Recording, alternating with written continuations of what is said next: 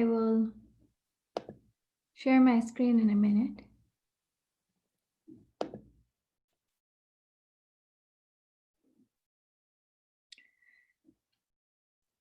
I hope you can all see. Yes, you're good. Okay, thank you.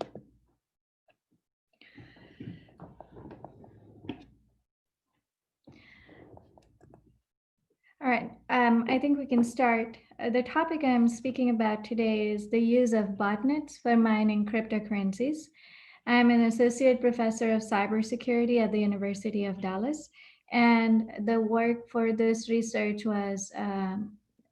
came out purely out of curiosity. When I read articles that said how you could be on certain websites and not even know that you're in fact mining cryptocurrency because the code on the website has been maliciously altered to include crypto mining code. In our talk today, we'll look at a history of botnet-inspired threats. This is mainly to show that botnets have been doing much more than ransomware. They initially started with spam. The operational mechanisms of botnets at a very high level. We'll look at a few botnets that have caused great trouble for cryptocurrencies. And we don't want to be only the bearer of bad news. So there are some countermeasures that I will talk about, as well as implications for the future. This is a slide that I created 2 months ago. So as of October 9, 2020, this was the data about Bitcoin share in the cryptocurrency market. I think 2 days ago it reached an all-time high, which goes to say that cryptocurrencies are volatile. That is true, but they're also increasing in popularity. And the price of Bitcoin and Ethereum and other currencies, other popular currencies, reflects that they're extremely valuable resources to possess as well as to hack. So when hackers come up with botnets to mine cryptocurrencies, financial motives are going to be the primary driver for their operations. Couple of reasons about why cryptocurrencies are popular. First of all, the distributed nature of currency generation. Anyone technically can start to mine or be a part of this network. There are no barriers to entering this market other than having a computer.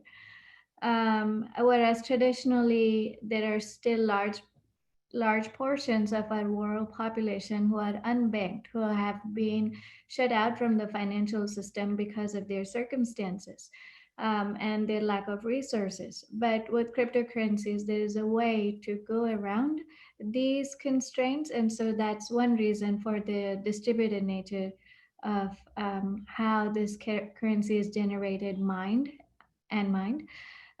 There's also some anonymity involved. I say some because cryptocurrencies are not all that anonymous. And with some technical savvy, one can put clues together and do some inference to find out which wallets are linked to what kind of activity. But still, it's mainly related to anonymity. You cannot always put together a name and a face and an address to a wallet easily. And browser mining software. It used to be that cryptocurrencies required a specific kind of hardware for mining. It uses a lot of electricity and a lot of computational resources, so cooling of the machines is a primary factor. And many times it would happen that for novice miners, the whole operation would not even break even when it came down to paying the costs of the upfront investment in hardware and the electricity costs on a monthly basis. But now, because of software that can mine for currency in the browser, it has become something that anybody could participate in without too much upfront investment or ongoing investments. Um, Given that it's it's so easy to participate in crypto mining, It makes sense to find out how we can do this on a distributed level, especially if you're a hacker, by leveraging the resources of different machines scattered all around the world, if need be, and using the computational power of all these different machines, one can effectively create a botnet that mines cryptocurrency with with the computational resources of these machines. And this currency could be linked to the hacker's wallets. And so the hacker has really no other costs other than setting up the botnet. The primary structure that helps in this distributed effort is what is called as a command and control architecture of a botnet. Every botnet has a central entity. Usually, this central entity pushes operations instructions to the machines that it is connected to. Think of it as the boss of the network. And these other machines receive instructions, collect data, send back data. And this data could be anything. It could be financial records, it could be sending email spam. So that could be customized. At the very beginning, botnets were created with the IRC protocol. For those of you who were around in the early days of the internet with the IRC chat relay rooms, you might remember this protocol as being the driver of all these little networks, subnetworks on the internet in the early days. So the CNC, the command and control server, used the IRC protocol to send commands to infected machines. And these machines can then configure any kind of attack. It could be denial of service attacks, it could be spam, malware propagation, data mining. IRC protocol itself is fairly easy to work with. It's a text-based protocol. It works with different topologies, and it allows these machines to connect to a central server. These days, of course, we can use also the HTTP protocol for configuring botnets. All this to say that botnets are very flexible and very versatile in what they can accomplish. Um, a little more into the command and control framework. There are two main frameworks: the push and the pull, which all of us know from practice. For example, if we have apps on our phone that routinely display notifications to us, perhaps there is a shopping, a grocery store app that displays notifications every time you walk into that store or you're near that store, then what you have is a push architecture where the app pushes updates to you. On the other hand, when we log into our email, we are pulling data from the email server. So botnets can also be configured to work in these two architectures. Um, Next, we'll look at why botnets are so popular for crypto mining. Both of them are distributed. Cryptocurrency mining can be done in a distributed manner. Botnets, of course, are distributed. So there is a natural alignment of how these entities work. There is anonymity in cryptocurrency because nodes are at the outset identified only by their IP addresses. This is in sharp contrast to fiat currencies. With traditional banking systems, if you have a bank account or you want to open a bank account, you have to identify yourself in some form, probably your social security number, your driver license number, and some other documents that you might be asked to produce, especially if the transactions are over a certain limit. But with cryptocurrencies right now, regulation has not kicked in. And so all you have to do is know the IP address that you want to deal with. Botnets were initially used for spam. In, and over time, they have pivoted to ransomware. That's because if you look at recent industry reports, ransomware still shows up in the top 5 to 10 vectors of threats. It's rising in popularity. Hackers have realized that they can accomplish a lot with ransomware because of how, in a distributed fashion, you can deploy this malware. In 2019, ransomware from phishing emails increased 109% over those in 2017. So here you have phishing emails, which is probably coming from a spam botnet, and ransomware, which could also be generated by a botnet. So there's this natural alignment of how these two are working. Ransomware, which is mostly done in the form of cryptocurrency trade.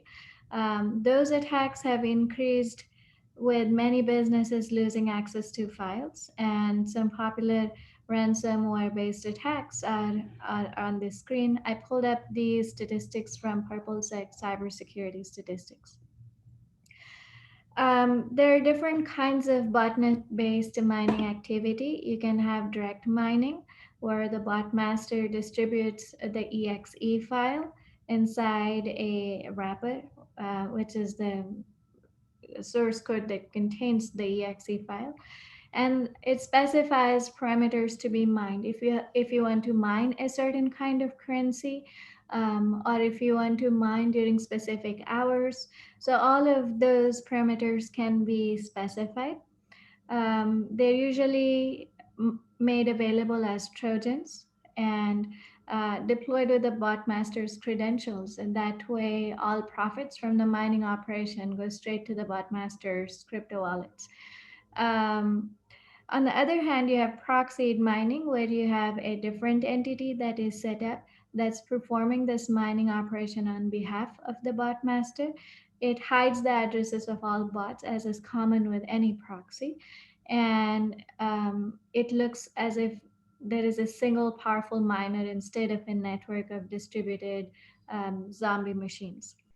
And the last one is dark pool mining. The botmaster has a mining pool that participates in mining of coins on the Bitcoin peer-to-peer network. It used to be only just Bitcoin, but now, because of the many number of currencies that are available, it could be used to mine any kind of currency. So what's different in dark pool mining is you have a pool, kind of like an organized crime gang, that all of the individual entities pool their resources into and use it for nefarious activities. Um, as most of you might know, the heart of the blockchain technology is the consensus operation.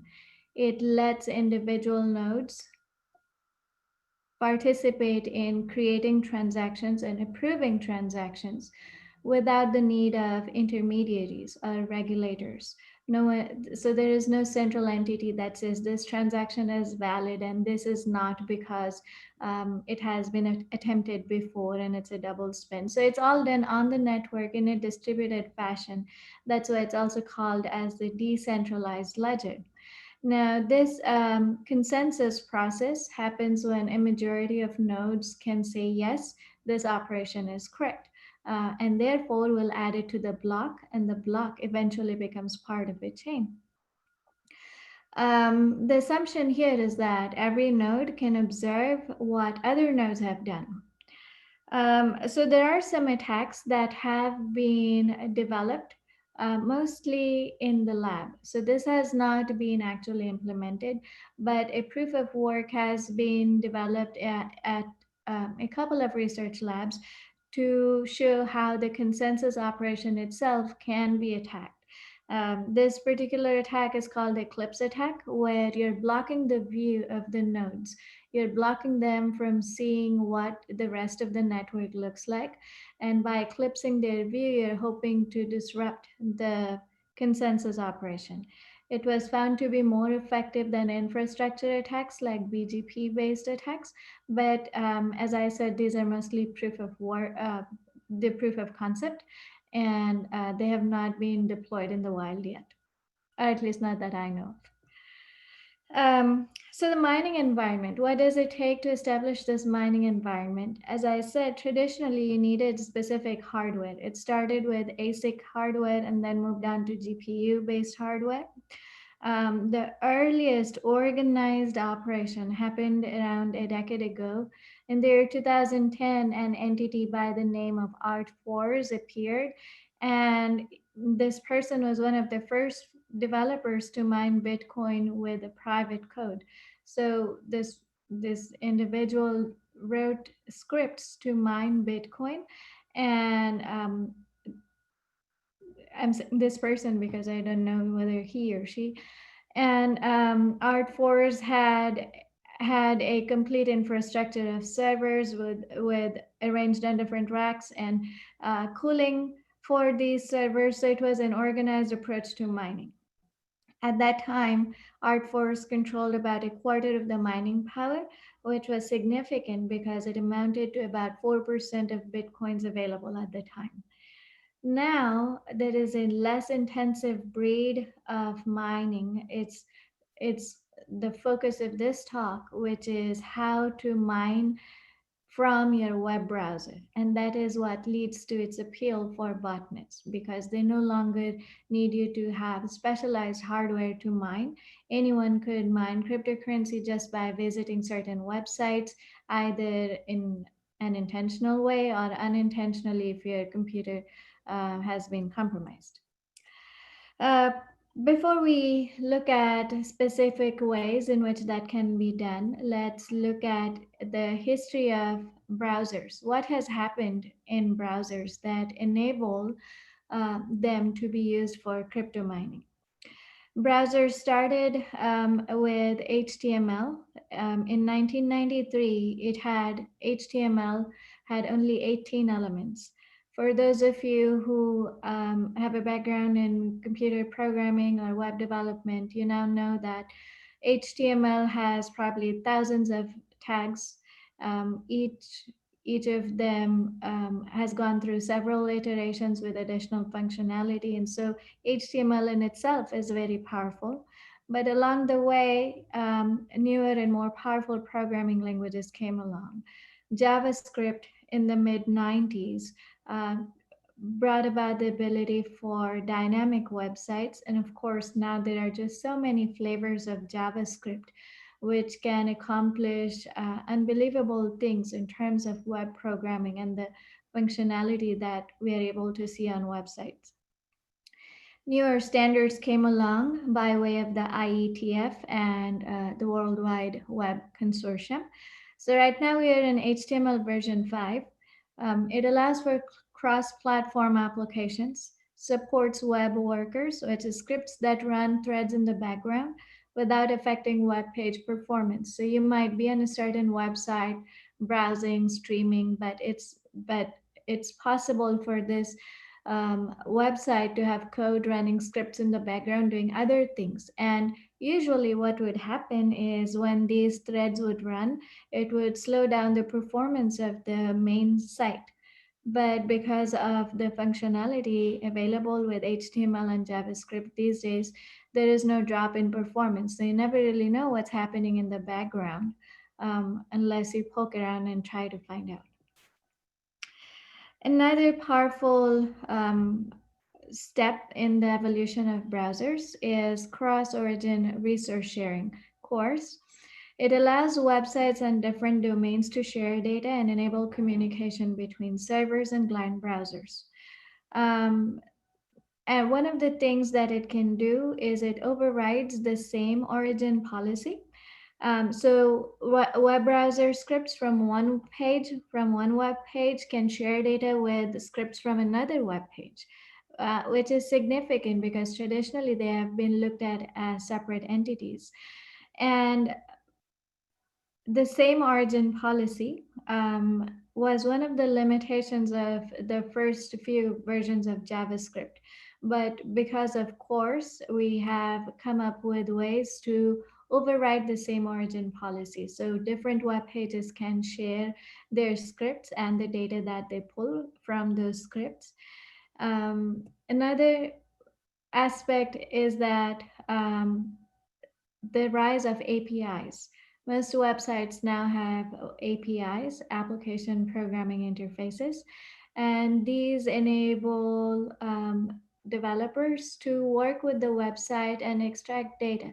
So, for example, we can develop an API or work with maybe Twitter's API to scrape all tweets related to a certain hashtag, or you can go to the FDA website, and if you want to look up nutrition information for popular foods, you can write an API that again scrapes that data from the website. So the ability to work with APIs and the presence of cores has enabled the development of lots of stealthy ways in which crypto mining could be enabled. For example, we are all familiar with pop-ups, but there is something called pop-unders, wherein a separate screen is running in the background, and you don't really know because it's obscured by the main window you're looking at. And that way, there's a potential for that screen to run for as long as your main window is obscuring it. Sometimes it will persist beyond the X quit click. So if you X out of it, it might still persist in the background. These files are also built to evade detection. These anti-detection techniques look like fileless applications. They are not injected code, they run in a native manner, and they're able to kill other crypto mining processes. Now, this might seem counterintuitive, but really it makes sense. If there is code running on a website that's using up your computer's processing power to mine Bitcoin, maybe another page is using up your computer's processing power to mine Monero. And there is this inherent conflict between them. They are both competing for the same computational resources. So scripts are able to kill other processes and thereby monopolize the computational power of the machine that they're running on.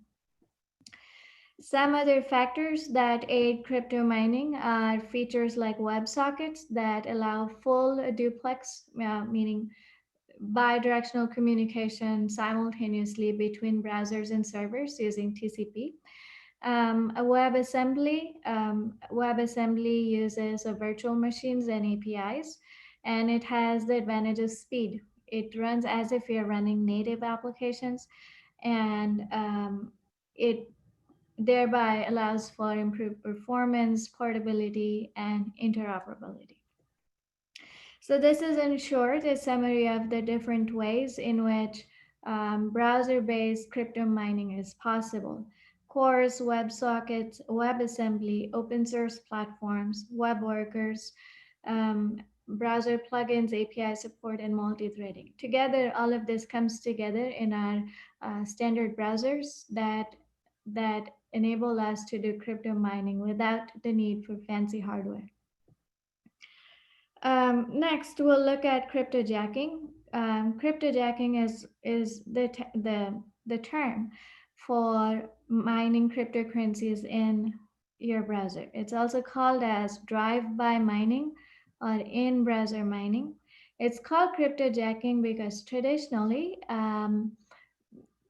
it's run without the consent of the client machine. It's deployed as malware and run in the background. And the rewards from mining are not delivered to the person or the entity that owns the machine. It's linked to a hacker somewhere in a remote location. And one such code runs on your machine unless you have detection and prevention techniques. Your computer has now turned into a bot for the broad botnet that's controlled by a bot master. It might look as if all of this is illegal stuff, but there is a legitimate framework for browser-based mining. It's called Coinhive. It was one of the first platforms to offer browser-based mining. And it is done in an incredibly efficient manner. It provides APIs to work with. It's geared toward performance, so your computer is not heating up um, in an uncontrolled fashion. And it gives you ways in which users are identified with specific IDs, and different users could probably map their rewards to the same wallet. The currency that Coinhive was built to mine is called Monero, and the algorithms it uses are called Cryptomite and Cryptonote, which I will not go into details here. But in short, Kryptonite is compatible with your CPU's resources. It does not require computationally intensive machines. And Cryptonote offers anonymity. Monero has been touted as a currency that offers more anonymity than Bitcoin.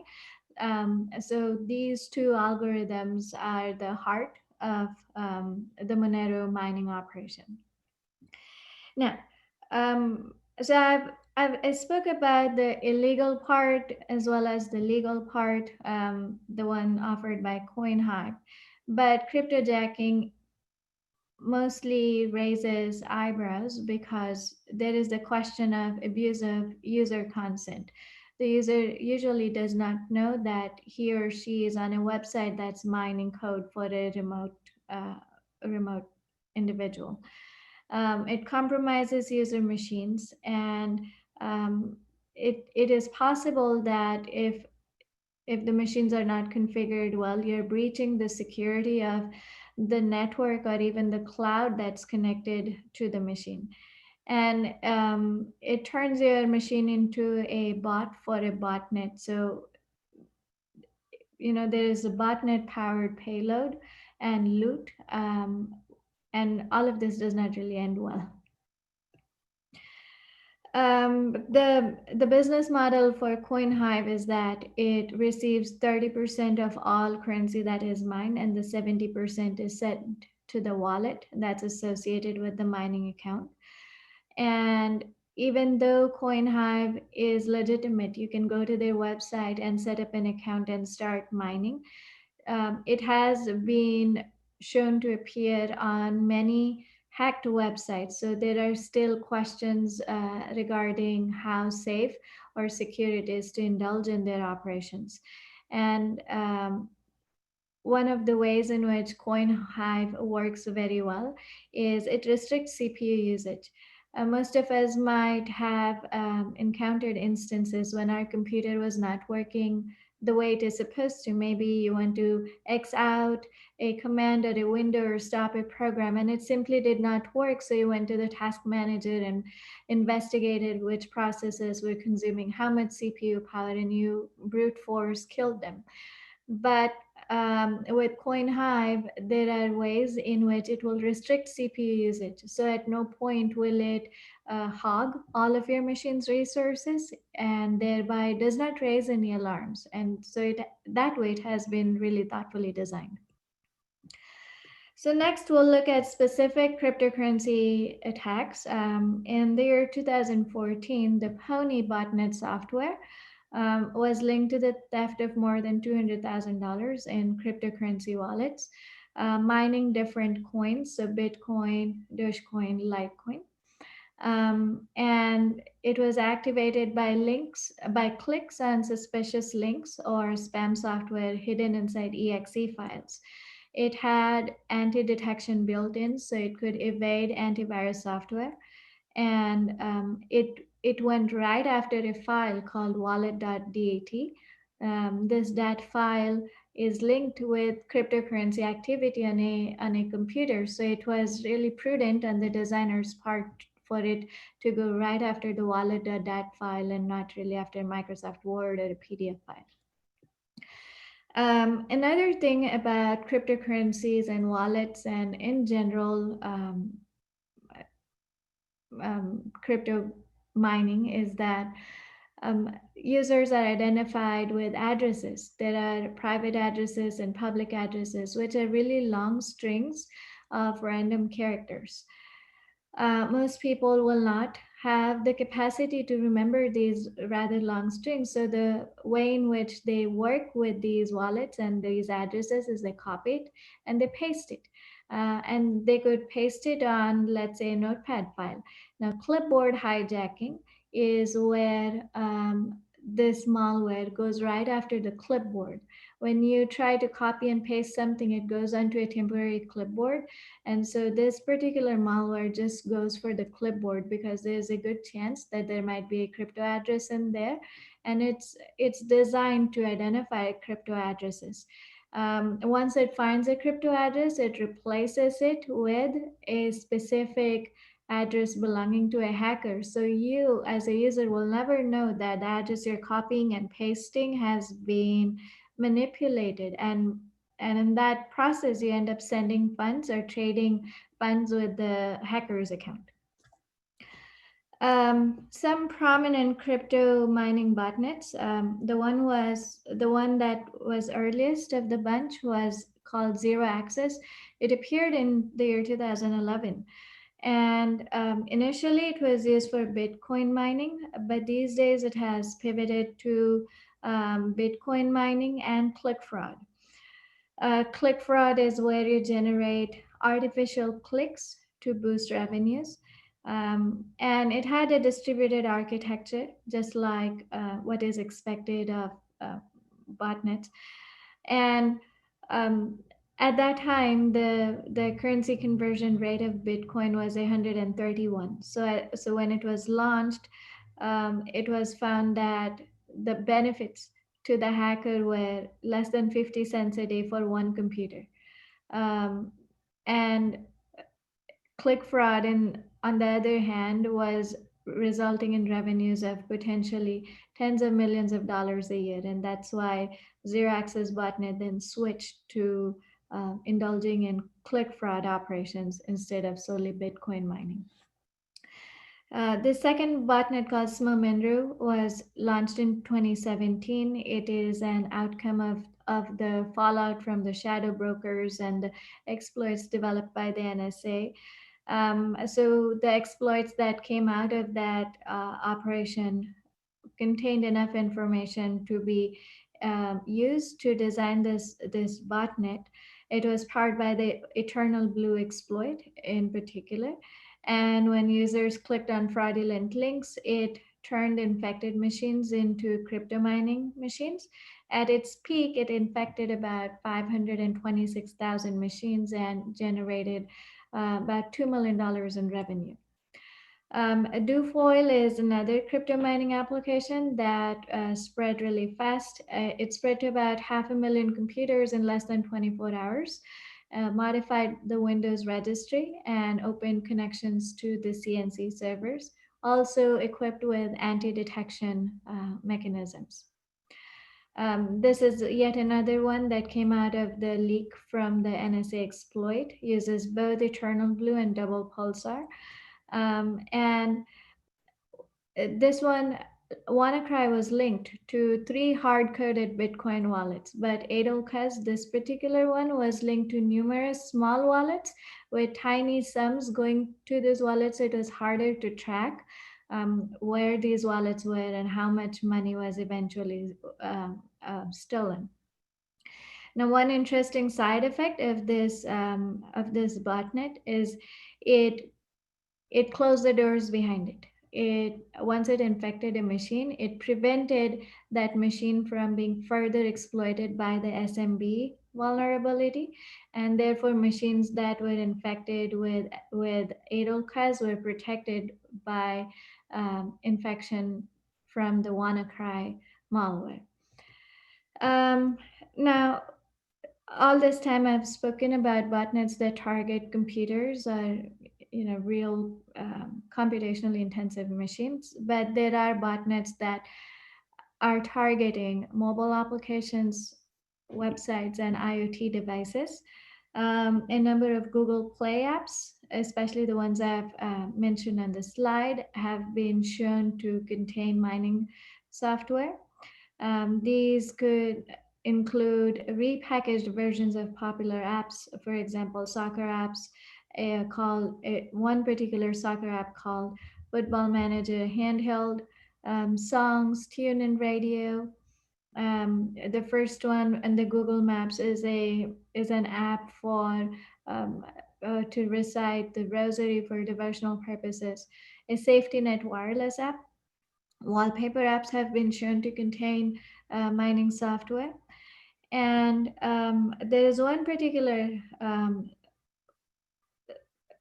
application called Lopi that was discovered by Kaspersky Labs that is called as the jack of all trades. It can perform crypto mining.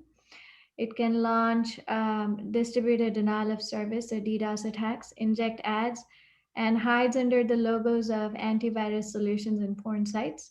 It's also capable of generating click fraud kind of activities, so boosting ratings for ads, directing SMS messages, and subscribing users to paid services. So, and it mines Monero. Because it does so much, of course, it overheats the phone and eventually destroys the phone. But the point I'm trying to make is that applications such as these are constantly being developed and deployed. There are also botnets targeting websites, popular websites, not necessarily the ones on the dark web. Crypto mining software has been found on a variety of sites, including WordPress and CBS Showtime, in the chat widgets on many sites, BitTorrent distribution sites. There is a Starbucks public Wi-Fi in Buenos Aires um, that was manipulated to include crypto mining software. The desktop version of Facebook Messenger, I'm not saying it still has it, but it was found to contain crypto mining software, as well as the gaming platform Steam. The last section is botnets targeting IoT devices. The biggest malware launched by botnets for IoTs was the Murimi botnet, and it targeted insecure IoT devices and avoided device addresses linking to GE, HP, or the US DoD. The operational mechanism was fairly simple. It scanned for big open blocks of telnet ports, and the way it worked is it used the default user ID password combinations. So all of the IoT devices whose default or manufacturer supplied user ID password combinations were not changed became victims of the Mirai botnet. This includes closed circuit TVs, DVRs, routers, and initially, Mirai was launched for DDoS attacks, but now it's used also for Bitcoin mining. So if you have, for example, a smart device of some kind with any computational capacity, it could potentially be used to mine cryptocurrency for a remote wallet. So next we'll look at countermeasures for crypto mining botnets. The countermeasures are some of the foundational best practices in general for cybersecurity.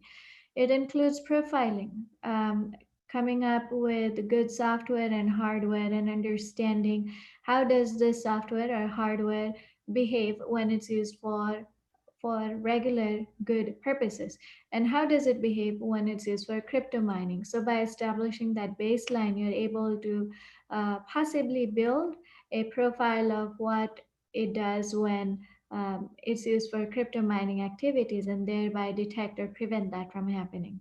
Secure web development frameworks that includes using blacklists and whitelists to prevent going to certain websites that have been known to contain crypto mining software, um, using browser tools for blocking or stripping ads, and content security policy. This is a framework that is explicitly designed to protect browsers from executing mining or malware exe files. Good software engineering practices. This includes patching, reverse engineering, and hardening your networks, as well as social frameworks. What can we do in terms of regulation, legislation, policies, or coming up with open source databases that have like a central repository of all possible attacks? That way, pe- uh, people know where to look for to protect themselves from new and upcoming attacks. Um, so, secure web development frameworks include ad stripping browsers And these browsers, I'll speak about this in the next slide in some detail. Ads have been considered to be the conventional source of revenue, but these days a different way of revenue generation is being considered. It's called uh, it's called attention. It's called as a basic attention token. So I'll speak about it in a minute. But I also wanted to talk about blacklists, creating specific blacklists on the browser as well as national blacklists. For example, the Department of Transportation and the OFAC publishes lists of specially designated nationals or blocked persons with whom you should not conduct business. So that could be helpful in preventing transaction activity for crypto mining with certain individuals or entities. Using browser extensions such as NoCoin could be helpful to prevent mining. And whitelist, creating extensions for coin blockers that blocks its software and kill these scripts could be useful. So this is a novel approach that I was talking about. When when users are faced with ads, the question might be, is there a different way of generating revenue? So this company came up with the idea of asking users whether they want to watch an ad or would they be willing to spare a few of their CPU cycles for generating revenue. And this was developed by the team that came up with JavaScript and Firefox. It's an Ethereum based digital token. Users are rewarded for their attention in the terms of what is called as basic attention tokens, BATs, and publishers get a majority of the ad revenue. It works not with our regular Chrome, Firefox browsers, but a different kind of browser called Brave. And I know of people who have completely switched over to the Brave browser because, in a way, everything that they do on Brave can be linked to some kind of reward on that browser. So you're generating rewards while you're on the browser. So future directions for cryptocurrencies in general. Cryptocurrencies are beginning to gain wider acceptance. Like I started this talk with the price of Bitcoin and how it reached an all-time high about 2 days ago. It's also the underlying framework of blockchain has also gained widespread popularity in a variety of sectors. It raises several questions, however, for legal, financial, and um, social applications. What does it mean to not have traditional money anymore, but just have Bitcoin or some kind of currency? It is still illegal, completely or partially, in several countries, including the ones I mentioned in this slide. Even in countries where it is legal, there are differing laws on mining and use. For example, Bitfinex. I was on Bitfinex a few weeks ago, and it was not able to offer any avenues for me to do crypto trading because in the US, Bitfinex is not considered legal, whereas my colleagues in Germany were freely trading on that. Um, Regulation. What kind of regulation should be considered to make this safer for everyone involved? And Bitcoin, although we say it works in the browser and it could be mined in the browser, but it is still energy intensive. A quick Google search will reveal all kinds of metrics about the footprints from cryptocurrency mining. And perceptions matter. To many people, cryptocurrencies are still a fringe activity that they do not completely understand, and it sounds a bit risky and shady. In fact, there is a survey called the Crypto Asset Sentiment Survey, the results of which are available now in its third version. So it has been done for 3 years consecutively, and you will see over time how perceptions have shifted, and all of this impacts how botnets will interact with these cryptocurrencies, and how botnets will also evolve to more efficiently mine these cryptocurrencies for hackers. So that is it for my talk today. Thank you for your time, and I'll take any questions.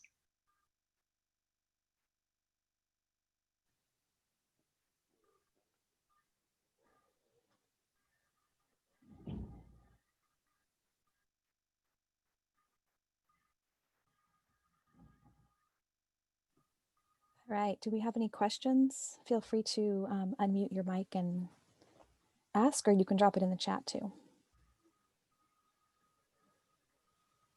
Hi, I have a question.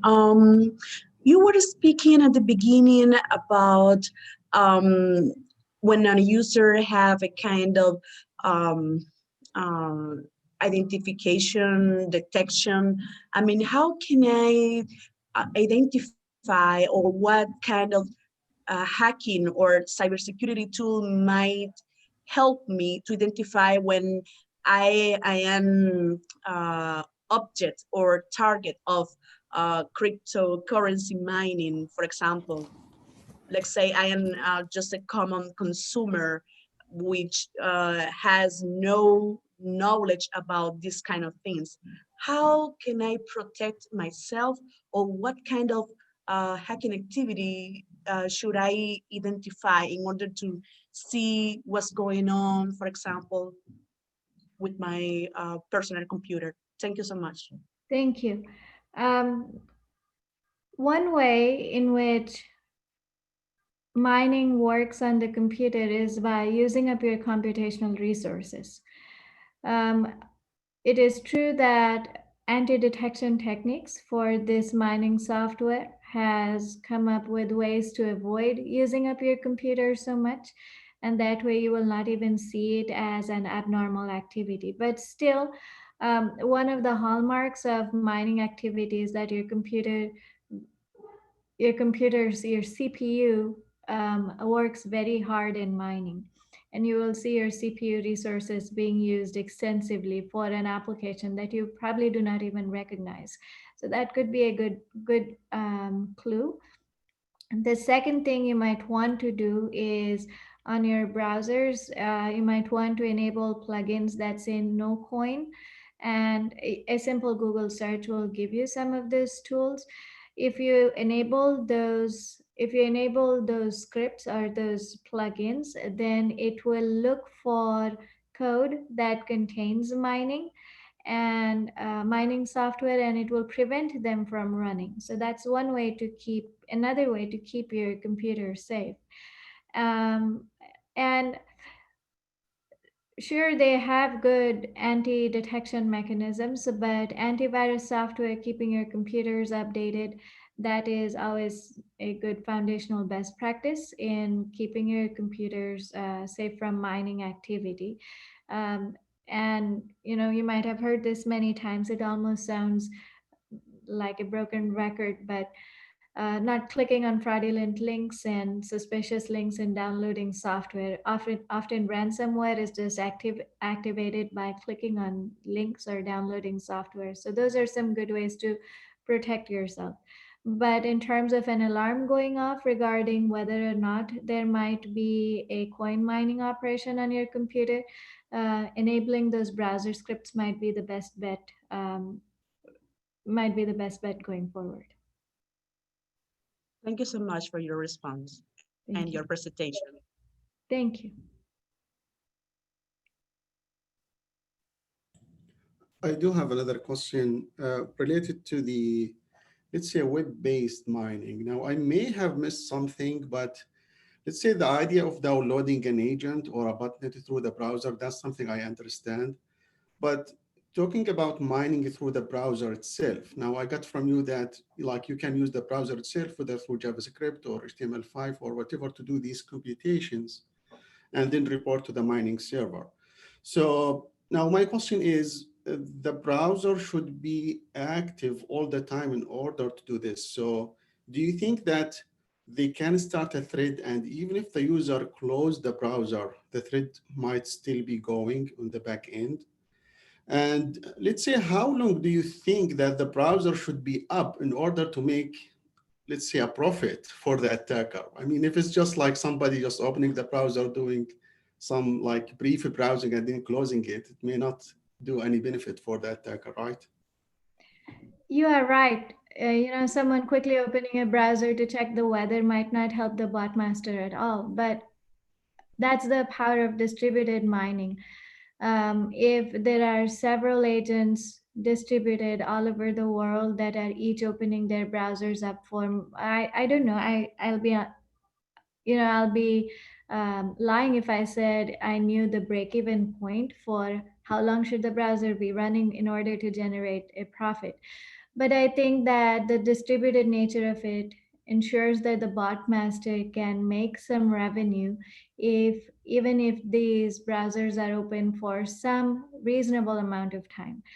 Off the top of my head, I would guess that longer applications like streaming or just leaving your browser on for a long amount of time is more useful than keeping it open for a short amount of time. Yeah, but I would not know what is the exact amount of time that's required. And to answer your first question, the code itself, the code that we get from the web server that renders a website to us, that could contain a some kind of mining script.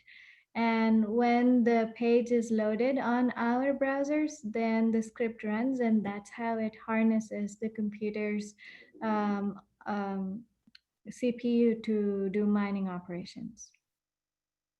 Thank you. Thank you.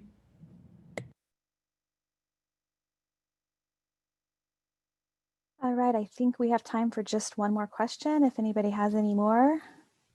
Otherwise, thank you, Renita Murimi, for joining us today. It was a very interesting topic to listen to. This recording and the slides will be made available on the CAE community website, which I have dropped the link in the chat for you. It'll be available in 24 to 48 hours. We have another presentation coming up in about 6 minutes. And if you guys all want to take a quick break and rejoin at 1 p.m. Eastern time, we'll see you then. Thank you.